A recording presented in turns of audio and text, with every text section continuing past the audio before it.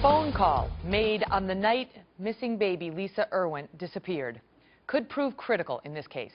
This child disappeared from her Missouri home last month. Her parents claim she was abducted in the middle of the night. Today we're learning more about a mystery phone call that was made at 11:57 p.m. that night from the phone of baby Lisa's mother, Deborah Bradley, to a woman who's been very mysterious in this case, named Megan Wright. Ron Rugen is a private investigator, and he's been working this case extensively. He joins me now. Ron, thank you for being here. So at 11:57 p.m., the phone call, Deborah Bradley says her phone service was restricted and couldn't make outgoing calls, but the police are telling the family that they saw a call at 11:57 p.m. from Deborah Bradley's phone attempted to this woman, Megan Wright. And the family defense attorneys come out and say, we checked all the records. For a year prior, Deborah Bradley's phone, Jeremy Irwin's phone, had never called that number of Megan Wright's phone before.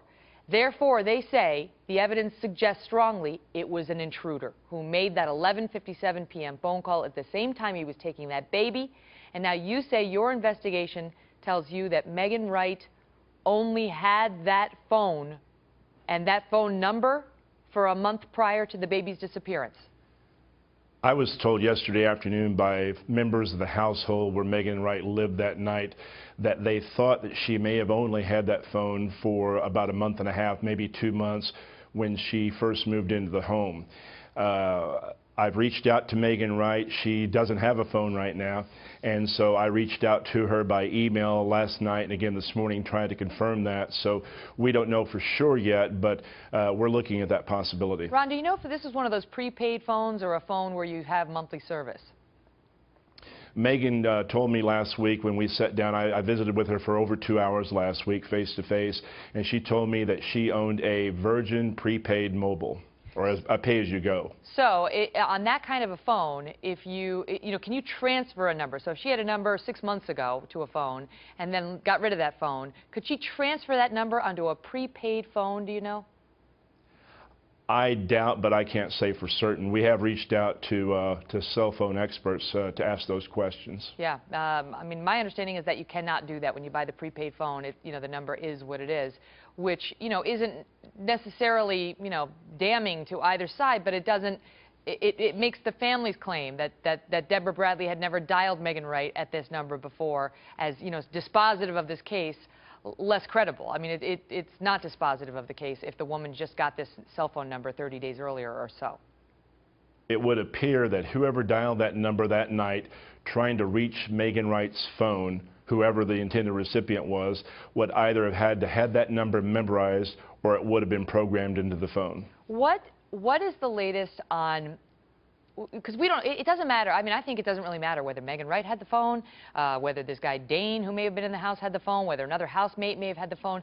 Isn't the relevant question here, Ron, who was the 11:57 p.m. caller trying to reach? What was the connection between those two people? Do we know? There's been speculation that that house Megan Wright was in was a source of drugs.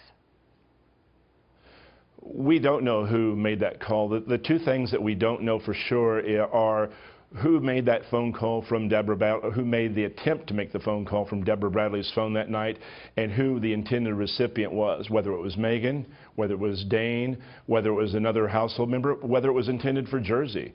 We don't know that.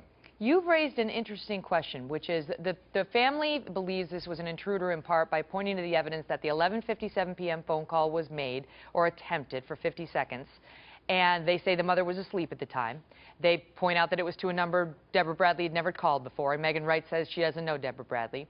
And then they point to the neighbors who at 12:15 said they saw a guy who was bald carrying a baby down the street. Now, this homeless guy, Jersey, who's in custody now on unrelated charges, matches that description. You raised the point of how would an intruder, why would an intruder steal a baby at 11:57 p.m., make a phone call at 11:57 p.m., and then wait 15 to 18 minutes in the home before running, 2 doors down with the baby? Are the houses that close, Ron? Sense. The house is across the street and down the block from the information I have. I don't know the exact address of the house, but from what I've been told, that's the case. And it makes no sense to me well, I say if, but it appears that phone call was attempted at 11:57.